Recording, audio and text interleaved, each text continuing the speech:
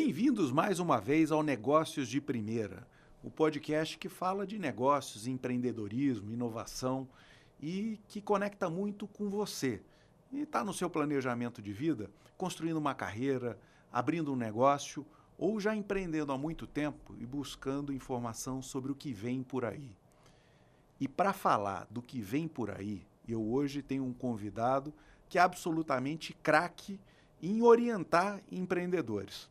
Está aqui comigo hoje no Negócios de Primeira o André Schettini, que é modesto, vai dizer que ele não sabe tudo isso, mas, gente, o André é uma grande referência quando a gente fala de empreendedorismo no estado de Mato Grosso por dois motivos. Primeiro, por ser diretor do Sebrae aqui em Mato Grosso, a instituição que mais apoia os empreendedores no estado, mas principalmente porque a vida dele é estar em contato com empreendedores como você e daqui de Mato Grosso. André, eu queria primeiro te agradecer a sua presença aqui no Negócio de Primeira, mas já te fazer a primeira provocação. Como é que é empreender em Mato Grosso? Bem-vindo ao Negócio de Primeira. Obrigado por estar aqui com a gente. Bom, primeiro, obrigado pelo convite, Gustavo. Eu tô aqui de mirar, estava olhando você já é um comunicador nato, né? Então, além de empresário referência, já é um comunicador nato e isso é muito positivo, porque a gente aprende, né? E esse talvez seja o grande segredo do empreendedor. Sempre está aprendendo, sempre está se reinventando, se reconstruindo, né? E sempre apoiando um ao outro. E esse é o nosso objetivo quanto instituição Sebrae. O Sebrae este ano celebrou 50 anos de história, apoiando, servindo esse empreendedor que acorda todos os dias pela manhã, que desenvolve a sua comunidade, o seu território, o seu município. Ele pode dizer com orgulho que a economia brasileira passa pelo pequeno negócio, que majoritariamente o maior número de empreendedores do Brasil são de pequenos negócios. E do ponto de vista de empreender no nosso estado, nós estamos numa fase muito positiva, eu diria assim, para o estado de Mato Grosso. Não só pela questão fiscal do estado, pela capacidade de investimento, isso traz um otimismo, traz uma energia de que está fazendo, as coisas estão acontecendo, as pessoas se mobilizam e fazem a sua parte. Acho que isso traz um senso de pertencimento, né? E as pessoas têm hoje orgulho de falar que são de Mato Grosso, um estado que contribui para a segurança alimentar do planeta. A gente vê o governador falando, se fosse um país, seria o terceiro maior exportador de soja. Isso a gente sabe pelos números, mas isso traz um sentimento muito forte para quem quer empreender. Então, é um estado que traz oportunidades, ainda mais com umas perspectivas, né? Recentemente, o próprio IBGE soltou um estudo dizendo que Mato Grosso vai chegar a 7 milhões de habitantes, né? Então, isso traz uma dinâmica para que várias cadeias produtivas, várias novas fronteiras econômicas, elas se despertem e passam a ser viáveis, né? Um grande fator que trazia uma restrição para qualquer território, qualquer país, para investimento, para empreender, é força de trabalho, pessoas, a capacidade empreendedora, a capacidade de fazer, energia, o fator energético limita o crescimento e desenvolvimento, e logística. Esses três variáveis. Hoje o Mato Grosso tem as três. Tem três. E cada vez mais buscando indicadores melhores, não só de energia, logística e educacional. Hoje os índices educacionais do estado de Mato Grosso são realmente de encher os olhos do que nós éramos, do que onde nós estamos e aonde nós vamos alcançar. Então, para quem vai empreender, ele vem com esse otimismo. E Mato Grosso é diferente do Brasil. Enquanto muitas cidades do Brasil estão tendo um êxodo populacional, você tem cidades novas, né? Nós tivemos uma cidade nova este ano, né, que nasceu. Boa Esperança do Norte. Boa Esperança do Norte. Cidades que estão tendo um aumento populacional. Claro que tem aquelas que estão realmente sofrendo com uma certa deficiência econômica ou até mesmo populacional, mas você vê que o conjunto do estado como um todo, ele traz esse otimismo. Então, empreender em Mato Grosso tem seus desafios diversos, primeiro pelo consumo, né? O próprio número de pessoas que consomem, ele é muito diferente de outros grandes mercados, né? Não dá, né, para você comparar São Paulo com Mato Grosso, que você tem quase 70% dos CNPJs do Brasil estão no estado de Mato Grosso. Mas nós podemos dizer que o estado traz essas oportunidades, primeiro para quem enxerga elas, planeja como trazer essas vantagens para o seu negócio e como se posicionar, né? A gente estava conversando antes de como que são as perspectivas, né? Eu faço uma leitura não só dos dados, de mundo, né? A gente tem a oportunidade de viajar um pouquinho. Existem 3 grandes direcionadores para os negócios do futuro, né? E para o jovem, quem está vindo para o mercado de trabalho, que eu falo, o mundo ele vai ser verde, sem dúvida, vai ser digital e vai ser internacional. Eu até publiquei um artigo sobre isso. Então, verde, porque é uma premissa. Você avançar com novas fronteiras econômicas, preservando aquilo que nós já conquistamos. A biodinâmica do planeta. A fauna, flora, os ecossistemas. Ninguém quer daqui 100 anos e não poder ver um elefante, não poder ver um rinoceronte, não poder ver uma onça pintada. A economia verde é uma realidade por necessidade. Então, já, né? E é uma premissa. Nós vamos avançar preservando aquilo que temos. A segunda é, o mundo, ele é plano. O mundo ele é interconectado. Plano, quando digo de que tem uma... não vai dizer que é terraplanista. Não, mas existe uma obra chamada O Mundo é Plano. E me baseio muito nele, porque o mundo ele está interconectado. Nós vivenciamos isso na pandemia. Algo que acontece na China, 2, 3 dias está aqui.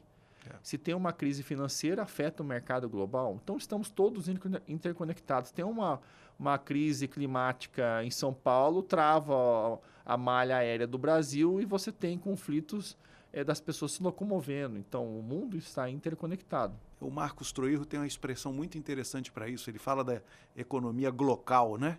Que ela é global e é local ao mesmo tempo, Sim, né? E essa não é uma teoria recente, né? Eu lembro quando eu fiz a especialização de educação ambiental, né? Já se falava de Agenda 21. A Agenda 21 nada mais é do que isso. Você desenvolver essa perspectiva do mundo para o seu território, para o seu município. Você ter essa resiliência climática capaz de, quem está ali empreendendo, absorver as oportunidades e construir caminhos conjuntamente naquele território para desenvolver. E a terceira perspectiva é o internacional. As empresas hoje devem já nascer pensando nessa perspectiva internacional, digital e ambiental. Então, o meu convite para quem está empreendendo é ele trazer essas 3 variáveis. Existe uma literatura no comércio internacional que ela fala Born ao Global. Você já nasce global. Já nasce pensando no mundo como... O chinês, quando ele vai empreender, ou quando ele está na escola, ele não está pensando em vender para a China. Ele está pensando em vender para que país? Quem vai comprar a inovação que ele está desenvolvendo? Que mercado é o mais competidor e qual mercado é o mais fácil para ele poder entrar? Esse é o pensamento Esse dele. É o pensamento. Ou eu penso para aquele que está mais próximo geograficamente, ou eu penso para quem tem as oportunidades para eu poder avançar. Então, esse pensamento do empreendedor, ele tem essas vantagens de aproveitar essas oportunidades. Outro aspecto muito importante, o estado de Mato Grosso já é um estado internacional. É verdade. Mais de 98% do que o estado produz na matriz primária é exportado. Então, nós já somos um estado internacional.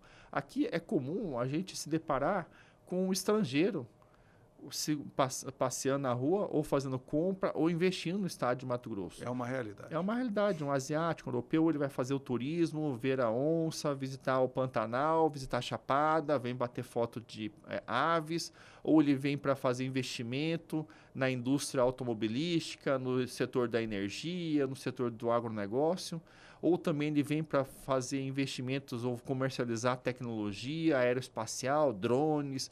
Então, o Estado traz essas oportunidades. E o futuro do Mato Grosso, ele vai ser o do Vale do Silício do agro. O futuro do Estado é esse.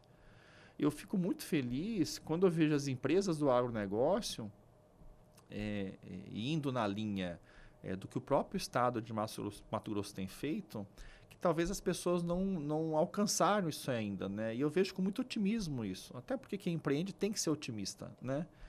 A gente vê o investimento do Parque Novo Mato Grosso. Esse aí é disruptivo, passar de Mato Grosso. Não é porque nós temos mania de grandeza, não é porque é um estado grande, continental, mas nós queremos ser icônicos, nós queremos nos diferenciar.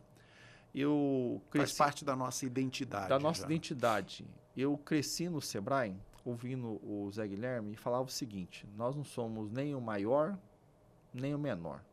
Nós somos diferentes. Nós não vamos competir igual com São Paulo e também não vamos competir com o Rio Grande do Sul. Mas nós temos algo que tem uma identidade diferente. Qual a identidade de Mato Grosso?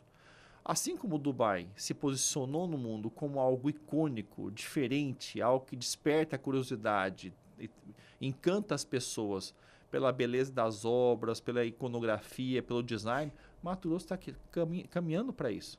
Eu vi a obra do Grupo Schaeffer baseado numa casa de cupins.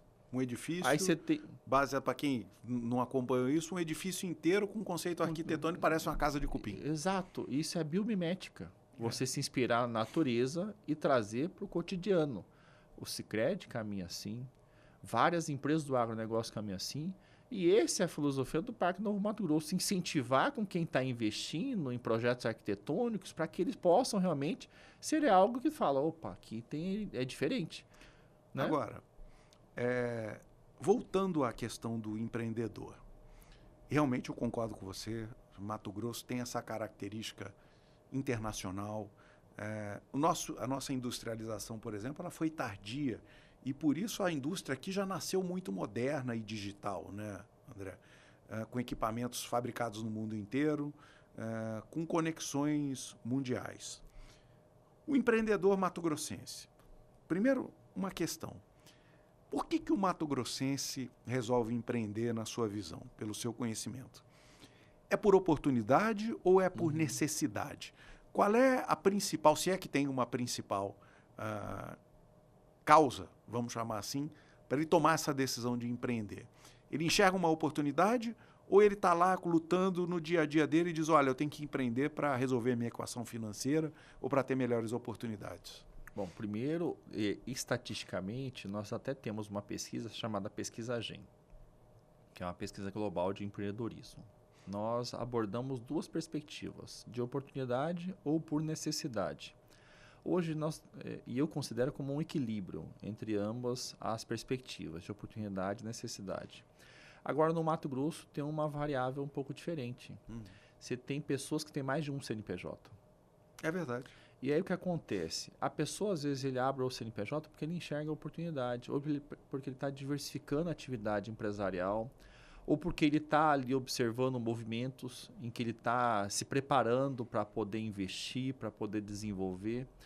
O que acontece é que talvez muitas das pessoas ainda não alcançam a perspectiva de entender os movimentos do mercado, o movimento da economia. Isso, de certa forma, traz uma cegueira aparente para as pessoas que querem empreender. Não porque ele vai empreender por impulso. Eu tô ali, tô vendo que uma rua de oficina mecânica, eu vou lá porque todo mundo está abrindo oficina mecânica, eu vou abrir oficina mecânica. Não é isso, mas a capacidade hoje de analisar, hoje ficou mais democratizada. Com isso aqui, nós temos inteligência artificial personal para as pessoas.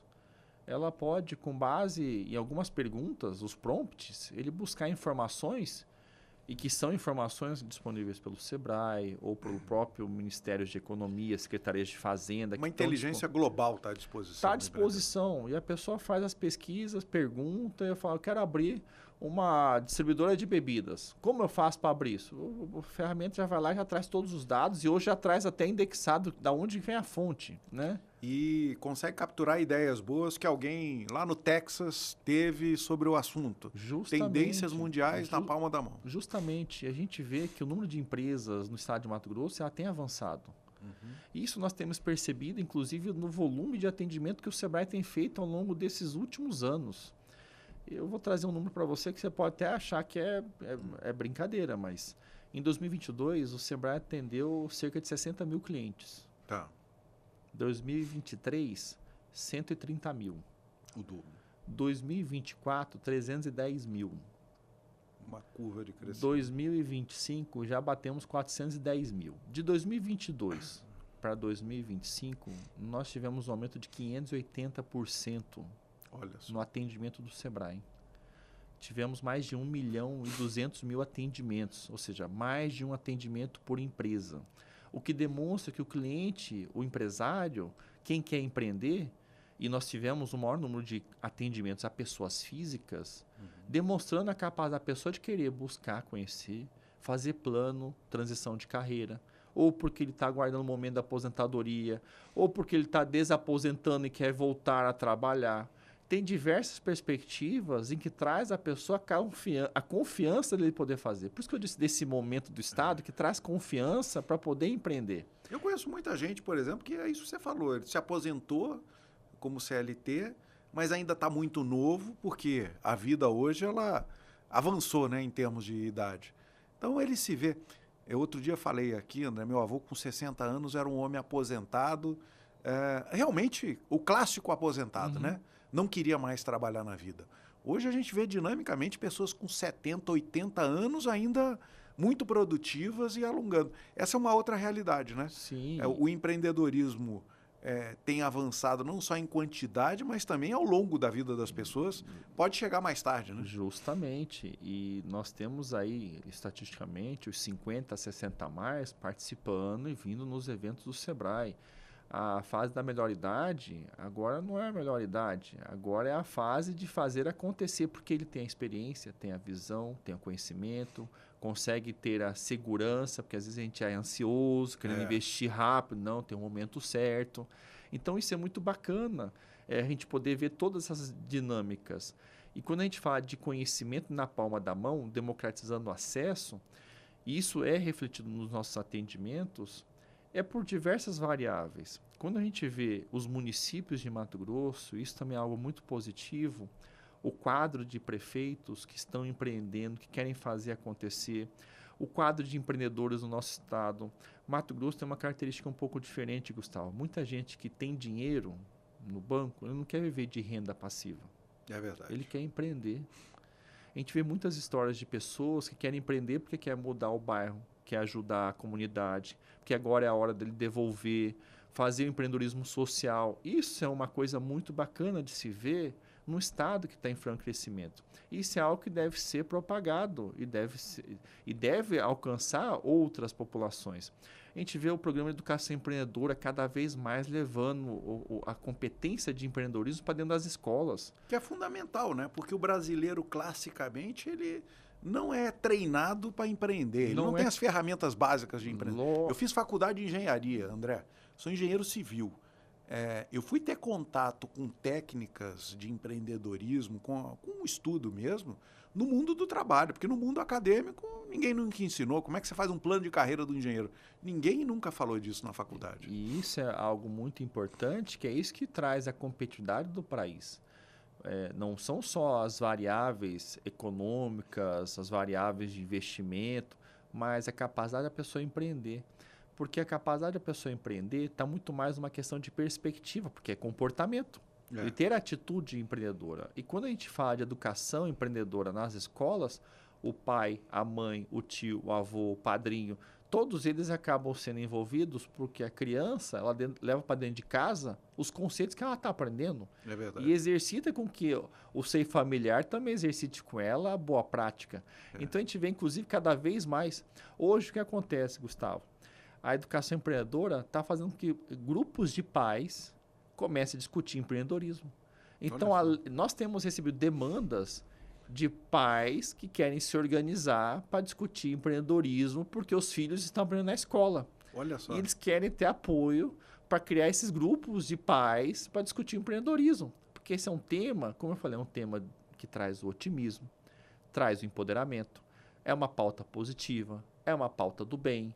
Então, na hora que você vê grupos de pais falando, queremos que vocês venham, queremos que tragam palestrante, queremos que contribuam com conhecimento para a gente poder se reunir. Imagina, as pessoas se reunirem após o expediente para discutir empreendedorismo, porque é algo que vai ajudar ele com o filho dele. Então, isso é algo que tem crescido muito.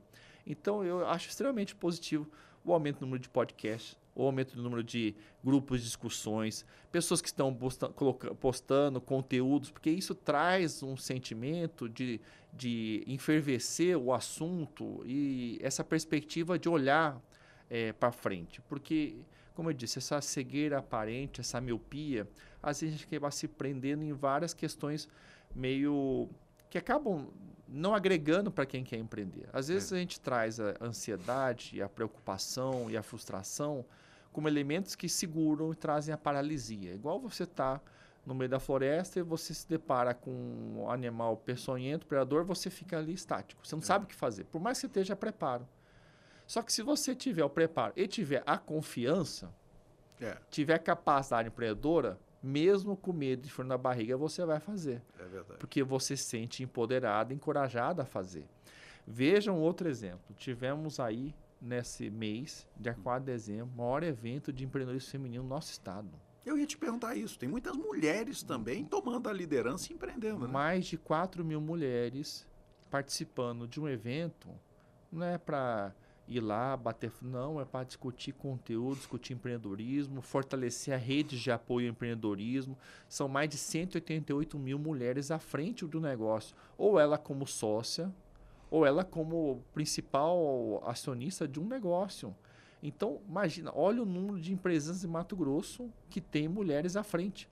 E tem muitas ainda que querem empreender e vão empreender. Vão empreender por quê? O Estado provê as oportunidades, as entidades, as instituições veem que é importante trabalhar de forma coletiva, cooperada. Veja o sentimento que Mato Grosso passa é muito diferente do restante do Brasil. Em que momento você vê no Brasil existindo uma aliança do setor produtivo, indústria, comércio e agronegócio atuando juntos de mão dadas? Em que momento você vê isso no Brasil? Não, é sempre uma disputa territorial. Ou é a indústria, ou é a agro, ou alguém está liderando. Não, é um trabalho colaborativo. E sabe onde que nasceu essa aliança? A partir da missão que o Sebrae fez para a Índia e para a China. O governador de Mato Grosso foi liderando a missão e o Sebrae levou os 3 setores. De lá, voltou a aliança do setor produtivo. Então, veja que esse movimento do empreendedorismo ele é algo que contagia. Hoje, as entidades, elas trabalham de forma colegiada. E essa noção do encadeamento também é algo relevante, porque eu até questiono isso, André. Essa visão clássica, assim, né? Agro, indústria, comércio. No mundo hoje, ela pode até fazer algum sentido do ponto de vista de segmentação da lógica do negócio. Mas não tem um sem o outro, né?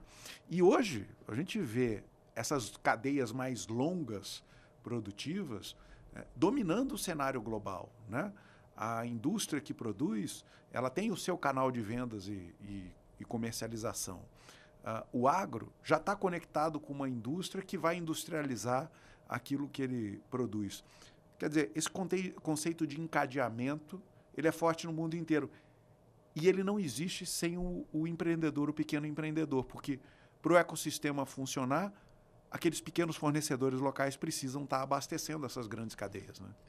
Não tenha dúvida. A gente fala assim, cadeias globais de valor, né? Então, a cadeia da siderurgia, né? Que é a sua praia mineração. Então, você tem a extração do minério, do solo, tem a indústria, manufatura, produz, tem a transporte dela até a fábrica. Dessa fábrica, ela faz placas, chapas, vai para a indústria automobilística, vai para a linha branca, vai para A, para B, faz a produção daquilo lá, vem o comércio, pega, distribui, leva para representantes, depois vem para atacadistas, varejistas, até chegar na mesa do consumidor. Então, esse processo todo, do campo à mesa, todo esse processo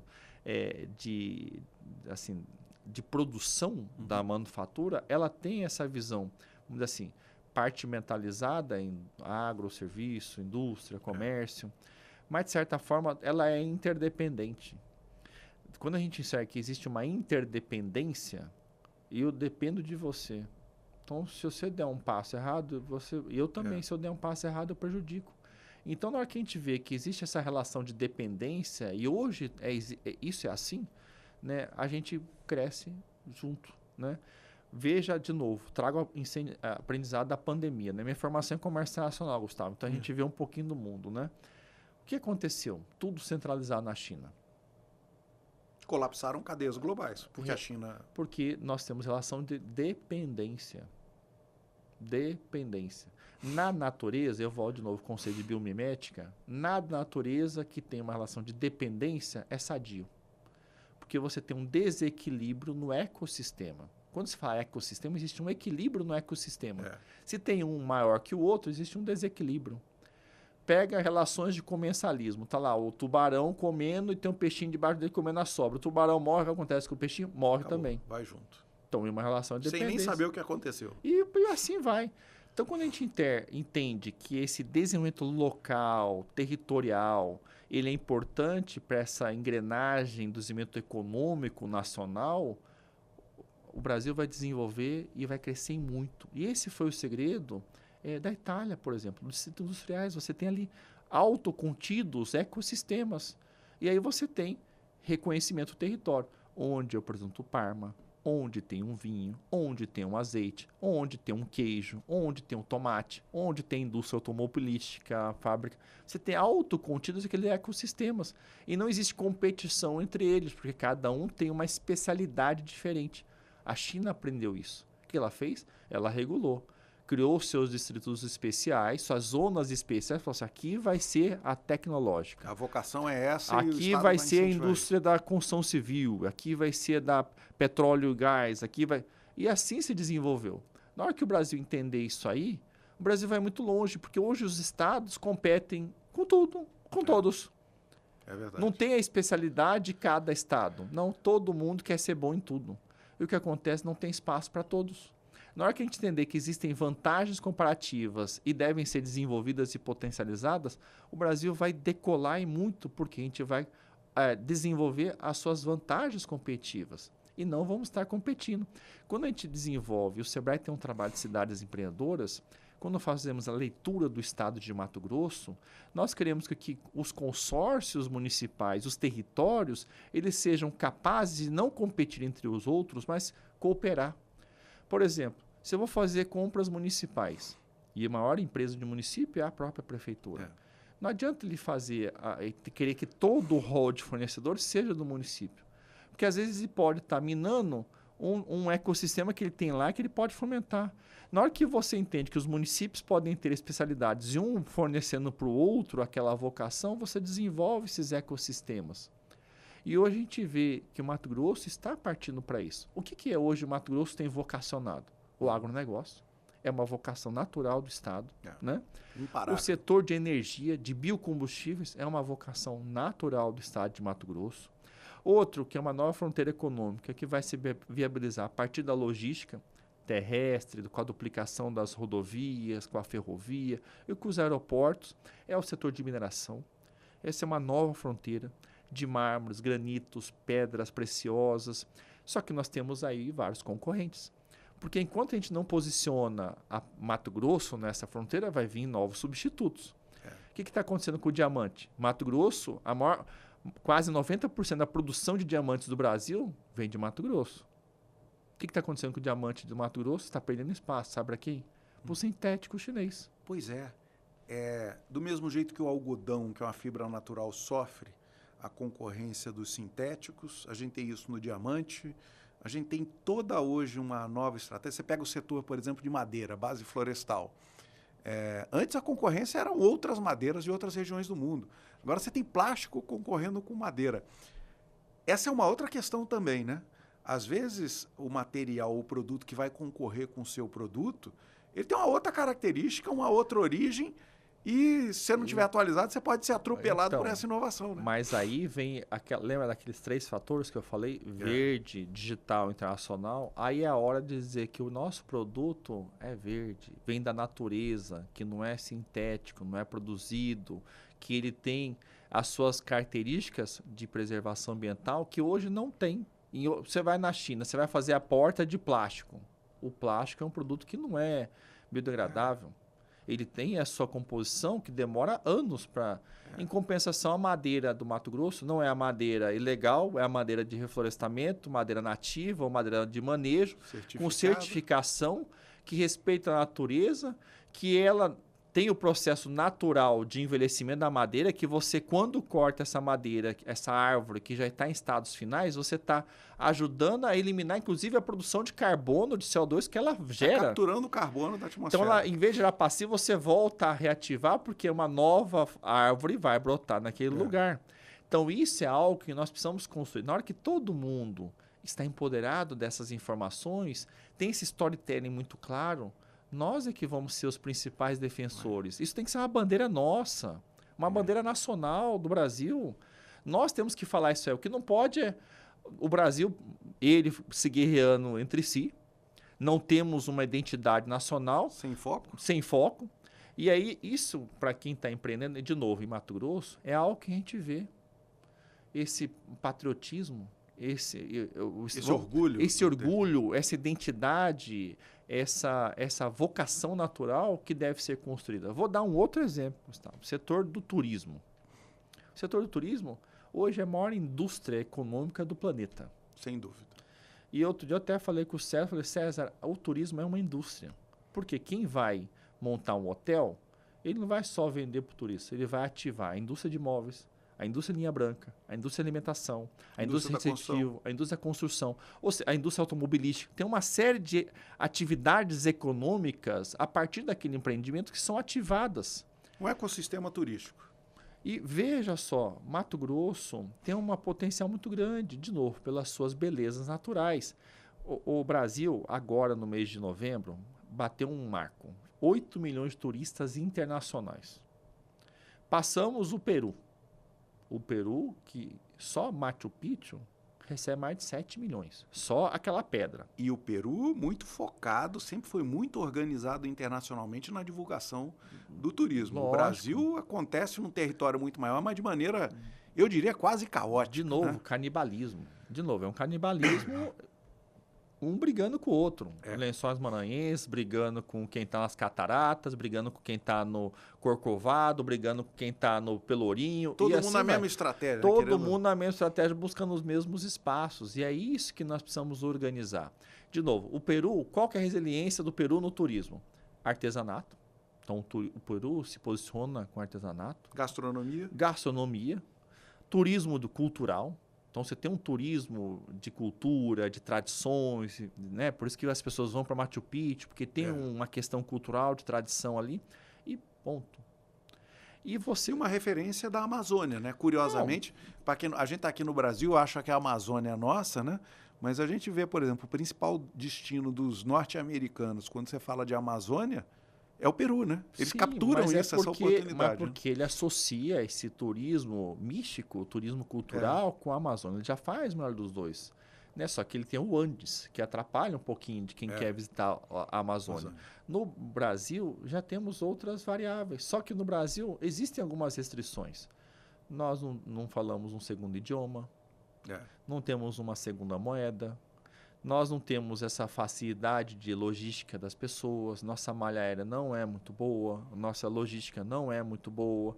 Então, isso dificulta a acessibilidade. Quando você dá acessibilidade para as pessoas, você tem o turismo. E essa falta dessa infraestrutura exclusiva para o turismo acaba gerando essa dificuldade, né? Porque o turista ele está inserido, ele viaja junto com o cara de negócios, com o brasileiro que está viajando, ele se hospeda num hotel que não está preparado para esse turista de fora, tudo isso vai gerando um emperramento da cadeia. Né? Lógico. E hoje, qual que é o desafio de posicionar Mato Grosso? Mato Grosso, o desafio internacional dele é se posicionar como destino turístico de vida selvagem, competindo com quem? Com a África. Hoje, na África, você vai para alguns resorts, safaris, ele tem tudo ali. Tem a malha aérea que chega ali, pousa ali com ele, tem o próprio ecossistema hoteleiro, todos os passeios ali e pronto, tá ali e só vai para aquilo ali. Aqui nós temos essa dificuldade, porque não temos hotel de rede, não temos os atrativos organizados. O principal nós temos 3 biomas, mas falamos pouco disso, né? Nós falamos poucos e falamos muito pouco daquilo que temos, porque as pessoas mesmo não conhecem. É verdade. O turismo doméstico, as pessoas não fazem turismo doméstico. E às vezes a gente fica tangenciando, nós ficamos tangenciando. E o que acontece? Às vezes nós não enxergamos algo que o mundo já enxerga. Eu vou avançar em mais um aspecto. O número de câmaras de comércio que se instalaram em Mato Grosso nos últimos anos, qual foi a motivação? Você tem Câmara da Indonésia, Câmara da China, Câmara da Índia, Câmara do Paraguai, Câmara da Bolívia, Câmara peruana, Câmara da Itália, Câmara americana. Então, assim, tem um monte de câmaras de comércio fazendo o quê em Mato Grosso? Porque eles já estão olhando. Prospectando oportunidade. O cenário, prospectando oportunidade. Você vê bancos americanos, Rabobank aqui, operando no mercado de crédito do agronegócio. Então, E para pequenos e para produtores. pequenos produtores. Então, veja que nós não estamos enxergando as oportunidades que eles já estão vendo. É verdade. Porque nós temos um grau de maturidade econômica que está criando ambiente para eles virem e prosperarem aqui também. E nós precisamos aproveitar essas oportunidades que nós precisamos enxergar. Então, por isso que eu falo, quem está num podcast, levar esclarecimento, quem está num canal no YouTube, quem está num canal online, fazer com que essas informações alcancem, precisamos escrever. Meu convite é para os jornalistas escreverem, indexar, porque senão a inteligência artificial não vai buscar essas informações. E falar bem do Brasil, falar bem de Mato Grosso. Isso é bom. A gente tem muita mania de falar das características negativas, dos problemas. A gente parece que vive uma cultura onde o problema, essas questões que são negativas, geram muito mais audiência e a gente acaba esquecendo de falar do positivo, né? E isso é muito importante. Eu vou continuar esse papo. Bom, primeiro, é claro, convidar você para olhar os outros episódios do Negócios de Primeira. Esse aqui está fantástico com o André Schelini. A gente já bateu papo, já foi mais de meia hora, estou olhando aqui, do nosso papo. E está fluindo porque a gente está falando de Mato Grosso, das nossas características e conversando com você, que vive aqui como nós e que conhece bem esse território. E eu queria retomar um pouco desse ponto, André, porque a gente ouve muito, quando a pessoa começa a empreender, um dos primeiros mitos que ela entende é que ser grande é fundamental, que o grande tem escala, que o grande negocia melhor, que o grande tem mais infraestrutura e tecnologia. Eu vejo o seu discurso falando das fortalezas do local, do pequeno. Conhece melhor o território, a digitalização, sem dúvida, trouxe para ele ferramentas que antes ele não tinha. Como é que ia acessar um grande expert de marketing, ou de logística, ou de tendências de moda? Hoje tudo isso está no celular, na tela do computador e tal. Fala um pouco mais dessas fortalezas do pequeno e do local. O que o seu Zé, que está abrindo uma hamburgueria, um baguncinha no bairro, tem de fortaleza em relação, para não citar nenhuma, a uma grande cadeia que vende hambúrgueres no mundo inteiro? Qual é a fortaleza dele hoje, André? Primeiro, a gente sempre fala no varejo, né? E ele é um varejista, né? Quem lida com o público final. Primeiro, ele conhece melhor do que ninguém o cliente dele. Sabe se o cara gosta de cebola, tomate ou não? Essa é a primeira a característica dele, saber muito bem quem é. Quem é, onde vive, o que gosta, como gosta. É tão engraçado isso, que é o que o pequeno empresário, o empreendedor, ele já sabe. E a grande corporação, né, descobriu isso tem 2 anos. Em 2024 eu estive na NRF, que é o maior evento do varejo, e estava lá falando que todas as empresas tinham que se tornar comunidades.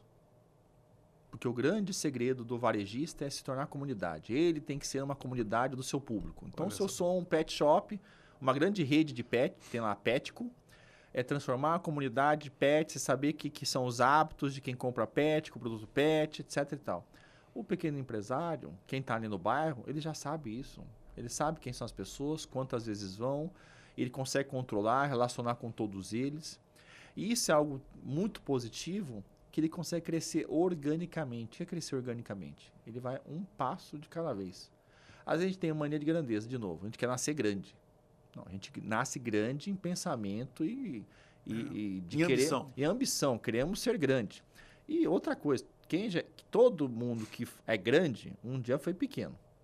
É verdade. Todo mundo que é grande, um dia foi. Mesmo aquele que está herdando. O tataravô ancestral dele começou pequeno. Então, todo mundo começou pequeno. Né? O próprio Walt Disney, a indústria Disney, talvez ele não tinha perspectiva onde ia chegar, mas ele começou com um sonho. Então, a primeira coisa é pensar grande no sonho. Segundo, conhecer muito bem o cliente dele. E como eu falo de comunidades, territórios autocontidos, ele trazer isso como uma fortaleza para ele. Ele conhece as características do hábito de consumo, sabe como comunicar, como posicionar. Até o cardápio, ele pode fazer uma linguagem que adeque para o público dele. Ele pode fazer uma identidade do próprio refeição dele com a comunidade que ele está. Ele pode criar calendários festivos associando à própria comunidade dele, trazendo o pertencimento do bairro, de quem está ali próximo dele. Isso é algo que só ele vai saber. Você sabe que é engraçado? A gente estava falando de turismo, por exemplo, e eu estava pensando nisso agora. Quando eu viajo a negócios, eu, em geral, procuro ficar em redes de hotel conhecida. É natural, né? Você quer uma cadeia que você já está acostumado e tal. Mas quando eu viajo a turismo, e eu gosto de viajar a turismo, você sabe que eu sempre procuro isso, pousadas locais, aquela pessoa que vai te dar aquele atendimento individualizado, e aí surge uma outra característica que está dentro do que você está falando. O que eu noto? Nesses empreendedores, não é incomum o dono da pousada também ter um pequeno restaurante, também ter um serviço de logística local, também ter os passeios. Quer dizer, ele vai se desenvolvendo não tendo 5, 10, 20 pousadas, mas tendo diversos outros negócios, talvez sejam esses outros CNPJs, dentro daquele ecossistema. Sim. É outra característica legal, né? Serviços complementares, né? Então, Exatamente. está desenvolvendo serviços complementares ali para até mesmo ampliar a diversidade de serviços que ele vai oferecer para o público dele. Só que ele só vai conseguir fazer isso na hora que ele entender o hábito de consumo. Se a pessoa está indo lá, ele conversar com ela e conseguir captar aquilo que a gente faz em pesquisa, a grande empresa vai gastar milhões em pesquisa. Ele não, está ali ouvindo, tete a tete, opa, legal, tive uma ideia. Já vi que todos eles aqui tem um grupo que gosta de fazer um turismo, então eu vou marcar naquele horário, com aquele tipo de veículo para levar as pessoas, porque no pôr do sol, ele sabe que aquele momento é um momento mágico em que as pessoas vão ver o orvalho da manhã naquele momento. Então, assim, são características que o empreendedor tem de poder dialogar. E outro ponto muito positivo, não só desse empreendedor de bairro, de comunidade, que é nele poder desenvolver algo genuíno, algo que tem algo que está associado à singularidade dele. Tem uma identidade própria. A gente fala muito isso, outro dia eu tive uma oportunidade, Gustavo, de falar com um grupo de profissionais de marketing, né, que eu acho que você faz parte, né, Confraria do Marketing, que eu falo que Mato Grosso precisa fazer um rebrand. E o rebrand não é só da marca Mato Grosso, é um rebrand da identidade do Mato Grosso, das empresas de Mato Grosso, fazer um rebrand de pertencimento para as pessoas poderem... Isso chegar dentro da organização, chegar dentro das pessoas que estão ali trabalhando, as pessoas poderem se comunicar melhor, se posicionar melhor. Nós temos algo que, e aí comparativamente, né, o americano tem muito bem isso aí. O americano às vezes não tem diferencial, não tem algo que encanta as horas, mas sabe fazer muito bem o marketing. Sabe. Ele é um marqueteiro. Eu já vi americanos dizer assim, essa é a maior cascata das Américas. Aí não é, ele descobre que não é, ele diz, é a maior cascata da América do Norte. Não é, ele diz que é a maior do estado. É a maior da região, mas nunca é uma coisa, né? Pois é. Então, isso é algo que nós precisamos aprender a fazer. E não tô pedindo para ninguém inventar, não, mas é poder identificar realmente essa característica, essa identidade, trazer isso como um valor para o negócio dele. Esse storytelling, como eu falei, a produção de vinho que é colhida no orvalho da manhã, que só nessa vale acontece, isso tem um valor, porque é colhido à mão, e as mãos das pessoas que estão ali colhendo, que é o processo todo artesanal. Isso é algo que valoriza. Isso é muito forte na Itália. E essa é a economia da experiência, né? De você viver a experiência de quem está produzindo aquele vinho, de quem está produzindo aquele alimento. Isso é outra característica também. Não tenha dúvida.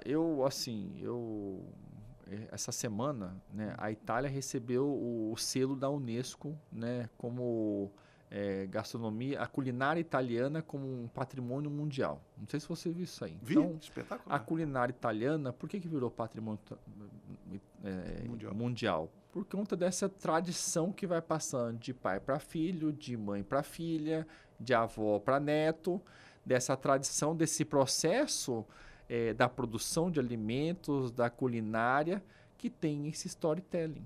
Yeah. E nós, aqui em Mato Grosso, temos muitas coisas que, na hora que a gente conseguir identificar isso como algo nosso, nós vamos, de novo, eu tenho um otimismo muito grande para o nosso estado, que é capaz de fazer muita coisa, mas talvez nós precisamos enxergar que é possível. De novo, quem diria que a região do Chapadão dos Parecis seria referência mundial em turismo de base comunitária? Integrado ao indígena, integrado à natureza e proporcionando uma experiência, essa economia da experiência que eu falei. Não tenha dúvida, isso é um turismo de impacto social, impacto imediato. O projeto, quando começamos lá no ano 2018, 2019, esse é um projeto que nasceu do Sebrae, nós tivemos a pandemia. Pum, deu uma pausa. Retomamos o trabalho, depois da circulação. Hoje, Gustavo, o ticket médio saiu de $8 para mais de 80. Nós chegamos a manualizar muito da cultura, porque muitas pessoas e crianças não sabiam o dialeto, o idioma, a cultura. Nós estávamos reensinando eles sobre a cultura. Fomos criticados por vários, de todos os lados, pela FUNAR, por vários outros, falando que nós estávamos mudando a cultura, ensinando o indígena a pintar a unha, a pentear o cabelo, e não era nada disso. Nós estávamos querendo fazer com que aquela população se desenvolvesse, preservando a natureza, preservando o próprio ecossistema, abrindo-se para o mundo, para as oportunidades. Hoje, Campo Novo Parecis, inclusive com a Assembleia Legislativa, decretou capital do etnoturismo no Estado, num estado que tem 43 etnias. Espetacular. A maior diversidade de etnias do Brasil talvez seja Mato Grosso. E virou referência. E aí o que acontece? Agora, né, nós levamos na COP em 2023 o projeto do etnoturismo para apresentar na Conferência do Clima, premiado. A FUNAR chamou o Sebrae a fazer um trabalho e ampliar para várias outras comunidades no Brasil. Hoje vamos começar um projeto já no Xingu. Sim. E este ano, para coroar tudo isso, ganhamos o maior prêmio nacional do turismo brasileiro com nossa metodologia do turismo étnico no Brasil. Então, isso para Mato Grosso é de realmente ter muito orgulho. Não é porque nós estamos no estado periférico, não é porque nós estamos no centro da América Latina que nós vamos falar que não somos capazes de fazer. Essa confiança do empreendedor é dizer, não, eu sou capaz, eu penso diferente, penso fora da casinha, vou inovar e vou fazer acontecer. E com essa característica é que muitos empreendedores hoje estão acontecendo, muitos jovens hoje têm essa ansiedade de querer fazer. Só que qual que é o contraponto da ansiedade do jovem? É de não dar tempo ao tempo. Tudo tem uma maturação, né? O problema é que o jovem quer cortar caminho hoje. E esse fato de cortar caminho faz com que ele não aprenda a jornada. A jornada é muito importante. O jovem não quer fazer o hambúrguer, quer pedir um iFood. Tem isso também. São as benesses da tecnologia e do contemporâneo. Criamos uma geração de ansiosos. E esse tempo ao tempo, essa jornada do aprendizado, o que está fazendo com que a gente talvez não consiga captar essa energia do jovem. E aí talvez traz a frustração. É verdade. E aí isso é um ponto que precisa ser discutido com o jovem. Dele ser mais ansioso, querer correr mais rápido, e às vezes ele não consegue no empreendedorismo, aí vai para um tigrinho, vai para algum outro jogo, aí vai para outra experiência que talvez não seja mais positiva, e a gente poder talvez perder uma energia, uma geração, que essa geração talvez seja mais importante que o Estado e o Brasil precise para dar a volta dessa curva de inflexão da oportunidade que o Brasil precisa. E muitos jovens deixando carreiras que devem ser construídas com tempo, com lifelong learning e tudo isso de lado, simplesmente porque imediatamente conseguem ganhar mais dinheiro fazendo uma atividade que às vezes, algumas pesquisas mostram isso, André, ele começa hoje com uma remuneração maior do que de uma carreira que ele começaria com a remuneração mais baixa, mas daqui a 10 anos ele vai estar com a mesma remuneração estagnada, né? A gente tem essa característica. Não, e não é só isso. Ele, às vezes, perde a oportunidade e abre a oportunidade para quem é de fora. E é verdade. Muitos estrangeiros vindo trabalhar no Brasil. Muitos estrangeiros capturando essas oportunidades. Aí o que acontece? O estrangeiro vai para onde? Vai para o grande centro. Vai para São Paulo, vai para o sul do Brasil. E o que acontece é que tem uma pressão que faz com que esse sulista, esse paulista, venha para Mato Grosso. Aí o que acontece? As oportunidades, quem está aqui, quem é daqui, não consegue captar as oportunidades. Um vai empurrando o outro. Um vai empurrando o outro. E esse talvez não seja o melhor modelo. Porque, de novo, nós estamos disputando espaço com nós mesmos e abrindo espaço para os outros que vêm de fora. Vamos cuidar. Quando eu sinalizei das câmaras de comércio abrindo, é porque nós não estamos, talvez, enxergando as oportunidades que eles estão. É verdade. Mas, de novo, porque o mundo está interconectado. É verdade. Não que eles tenham interesse só de comprar ou só de vender. Não, mas é porque essa dinâmica econômica, ela está interligada. Tá certo. A gente, às vezes, esquece que muitos dos serviços digitais, tecnológicos que estão sendo desenvolvidos no Brasil, eles existem, as bases deles que estão em outros mercados. Muitas tecnologias que estão utilizadas por nós não são desenvolvidas aqui. Muitas das startups que Mato Grosso tem, nós perdemos, porque nós não temos um ambiente para que essas startups fiquem. Veja, ao longo desses anos, nós atendemos cerca de 600 startups em Mato Grosso.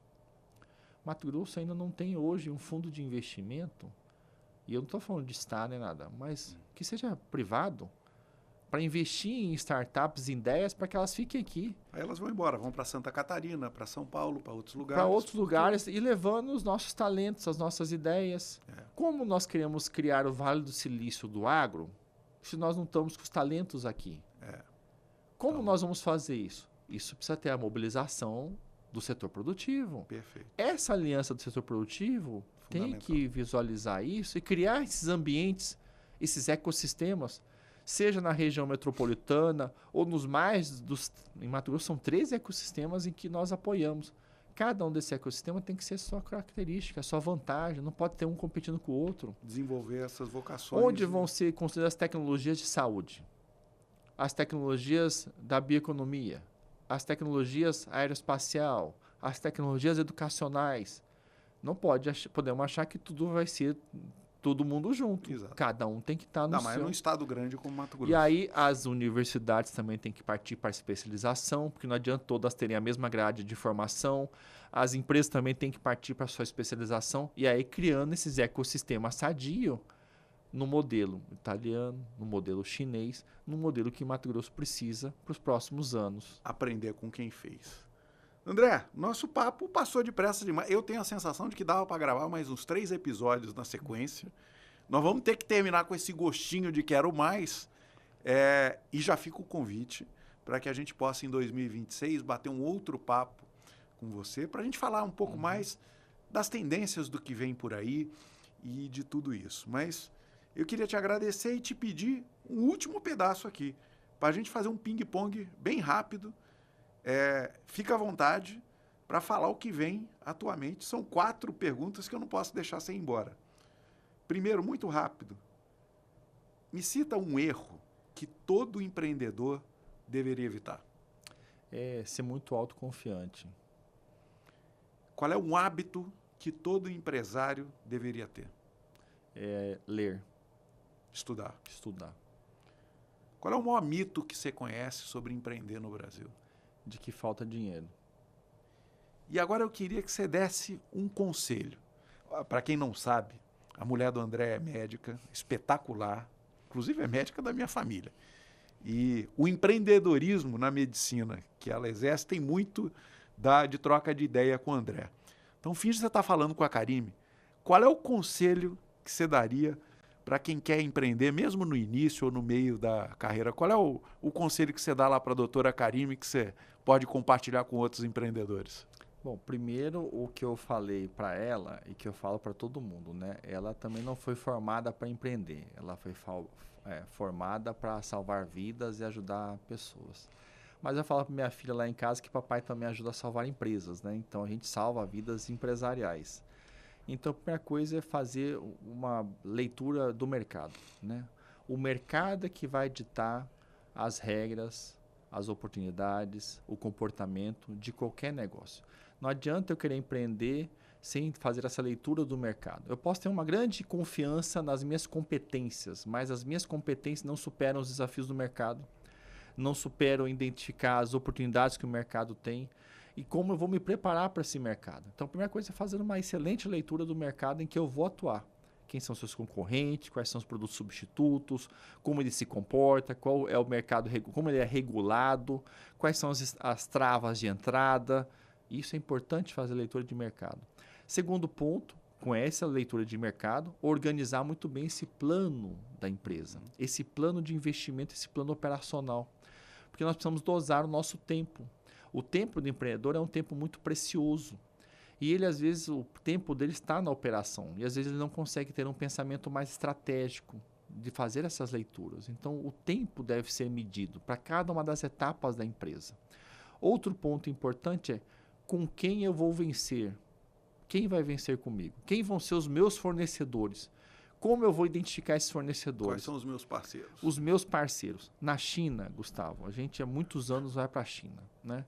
Na China, como que o chinês estabelece estratégias comerciais? O chinês não quer simplesmente entrar na internet, Alibaba, vou comprar e o produto vai chegar aqui. O chinês que quer fazer um negócio a longo prazo, ele chama para a cerimônia do chá. Na China, tudo é na cerimônia do chá. Na cerimônia do chá, ele vai perguntar: quem é Gustavo? O que Gustavo faz? Qual é a filosofia de vida do Gustavo? O que Gustavo está pensando para o futuro?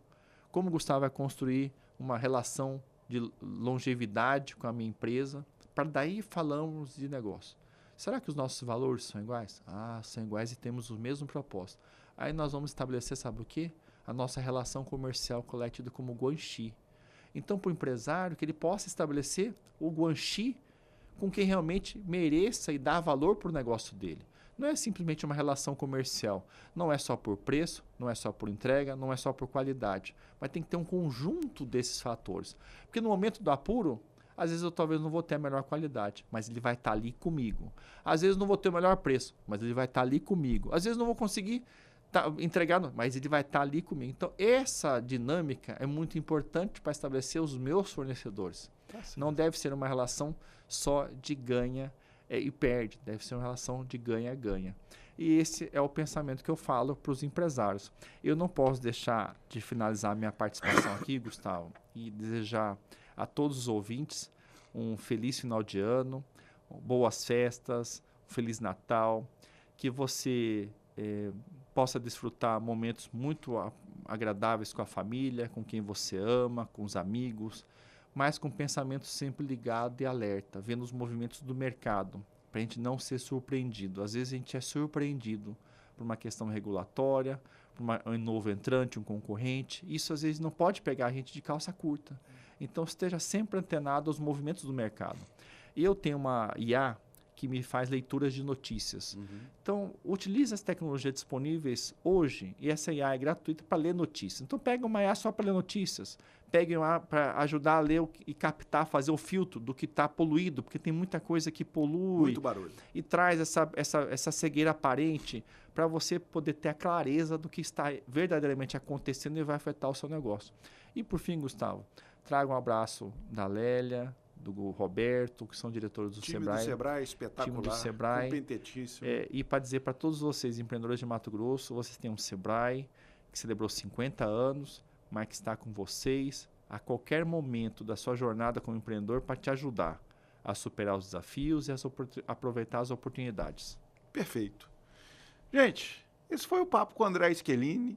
De novo, a gente pode gravar mais uns 4, 5 episódios com ele e ainda tem todo o time do Sebrae por trás. Eu acho que dá para fazer um ano do Negócios de Primeira só com o time do Sebrae.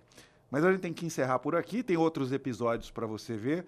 André, vocês estão convidadíssimos, me mantém informado, o Sebrae produz muito conhecimento, traz muitas novidades. Então, eu peço a você, me mantenha informado, porque a gente ainda vai ter muitos outros papos com você e com outros do time. Mas obrigado, parabéns por todo o trabalho.